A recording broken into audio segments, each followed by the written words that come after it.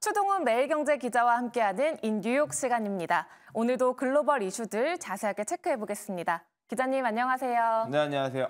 네, 그럼 바로 첫 번째 소식으로 들어가 볼 텐데요. 기사 제목부터 확인해 보겠습니다.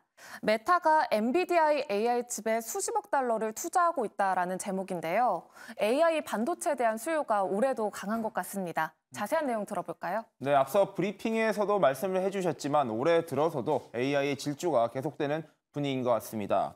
또 전기차 같은 경우에는 좀 새해 들어서 동력을 잃어가는 분위기이지만 엔비디아와 메타를 중심으로 한 인공지능 기술에 대한 발전은 계속해서 이루어질 것 같습니다.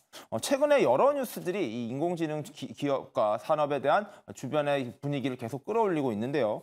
삼성전자 같은 경우에도 세계 최초의 온디바이스 AI 폰이라고 불리는 S24 시리즈를 성공적으로 런칭했습니다. 지금 사전 예약을 들어갔고 있고요. 이와 더불어서 새해 열렸던 CES를 중심으로 해서 많은 기업들이 이 인공지능과 관련된 어떤 기술들을 선보일지에 대해서 계속해서 두루두루 이야기를 하고 있습니다.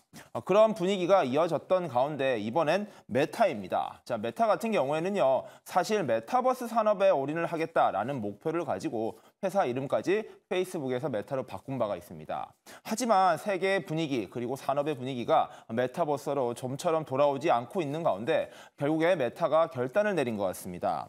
자, 메타에서는요, 마크 저커버거 CEO가 직접 자신의 SNS 계정이죠, 스레드에 밝혔습니다. 엔비디아의 H100 칩을 약 35만 대, 이를 포함해서 수백억 달러를 투자할 것을 결정했다라는 이야기를 했습니다.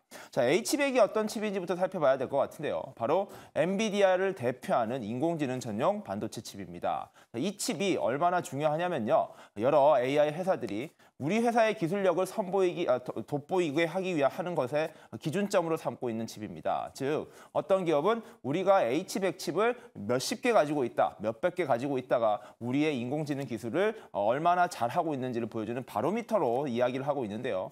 그만큼 이 칩을 많이 가지고 있는 것은 인공지능 기술을 발전시키기 위한 최소한의 핵심 기술이라고 볼 수 있을 것 같습니다.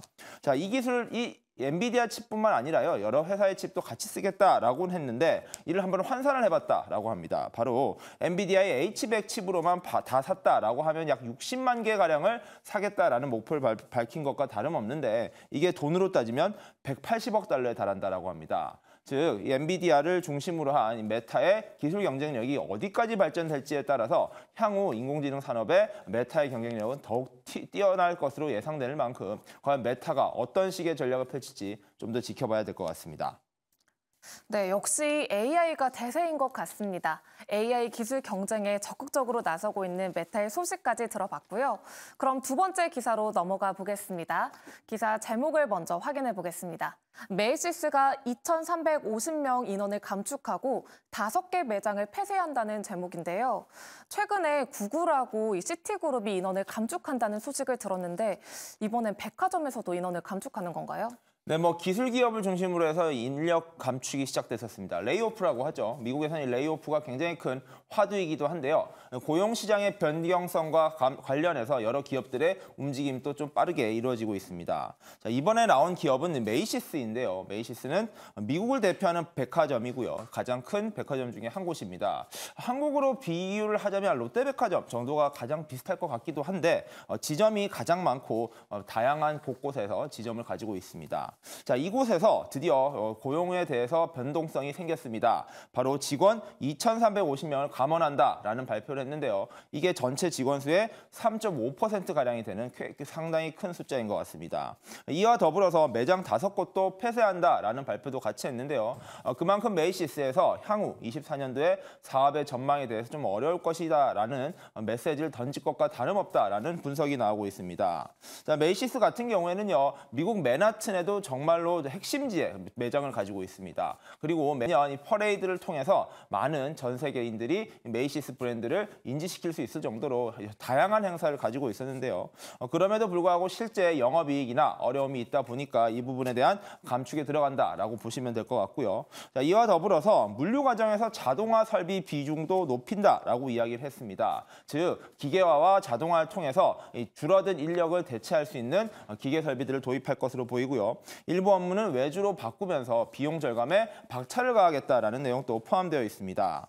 자, 그만큼 현재 메이시스는 24년도에 소비 경제가 생각보다 많이 이루어지지 않을 수도 있다라는 것을 대비하는 것으로 보이는데요. 유통업계 같은 경우에는 소매 판매, 즉 소비자들과 맞닿아 있는 대표적인 산업입니다. 그러한 유통 부분에서 얼마나 많은 감축이 이루어질지 또 메이시스뿐만 아니라 다른 데는 어떻게 움직일지 등도 같이 살펴보시는 게 굉장히 중요할 것 같습니다. 네, 미국의 최대 백화점인 만큼 이 구조조정의 바람이 소매 전반으로 펼쳐지는 건 아닌지 이런 생각이 드는데요. 월가에 이어서도 소매 업계에서도 인원을 감축하고 있는 소식까지 오늘 들어봤습니다. 오늘도 자세한 소식 전해주신 추동훈 기자 감사합니다. 네.